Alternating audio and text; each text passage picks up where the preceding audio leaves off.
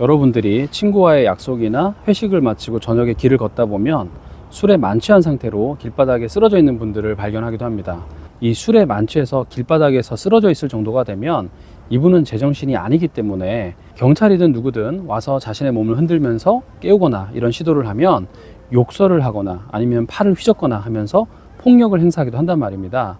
이런 경우에 그런 폭력 행사를 당한 사람이 경찰 공무원이면 경찰도 이런 경우에 가만히 있지 않기 때문에 곧바로 그 사람에 대해서 공무집행 방해죄 현행범으로 체포해서 유치장에 넣어버리는 거예요. 그리고 그 술 취한 사람의 행동이 좀 심했다, 예를 들어서 멱살도 잡고 발길질도 하고 주먹으로 때리고 이랬다라고 하면은 상해 진단서 같은 것도 떼가지고요 바로 구속영장을 신청하기도 한단 말입니다.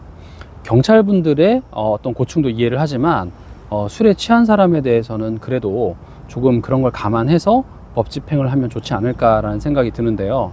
분명히 만취한 사람을 보호하기 위해서 출동을 했는데 결국에는 그 사람이 경찰관에게 죄를 짓게 되고 그리고 그것으로 인해서 나중에는 처벌까지 받게 되는 경우가 워낙 많기 때문에 저는 그런 유사한 사항을 너무 많이 본단 말입니다. 한 번은 가족들이 찾아오셔서 지금 가족의 가장이 유치장에 있고 그리고 내일 영장 실질 심사가 있습니다 라고 얘기를 하시면서 도와달라고 하면서 저를 선임하신 거예요.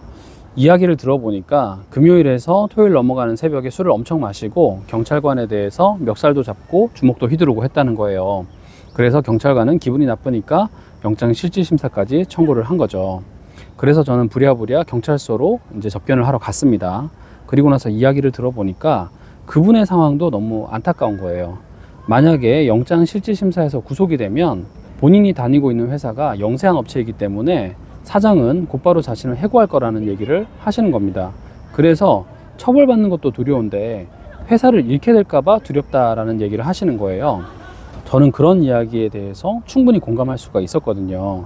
그래서 어떻게 준비를 했냐면 가족분들에게 회사 사장에게 빨리 연락을 해서 재직증명서를 하나 떼달라라고 얘기를 했고요.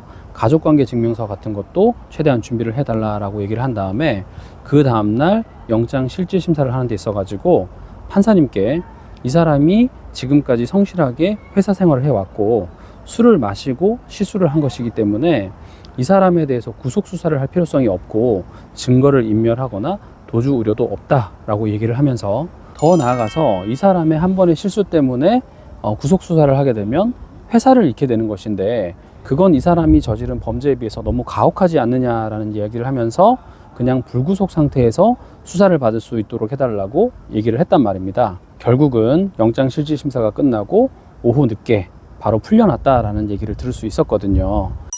이런 사건에서도 알 수 있듯이 뜻하지 않게 술 취한 상태에서 경찰관을 폭행해서 불미스러운 일로 재판을 받을 수도 있는 것이기 때문에 시기적절하게 항상 변호사의 도움을 받는 게 필요하니까요. 만약 지금 형사 재판을 앞두고 계신 분이 계시다고 한다면 언제든지 제 사무실에 상담 문의 남겨주시기를 바라겠습니다. 저는 김주형 변호사입니다. 감사합니다.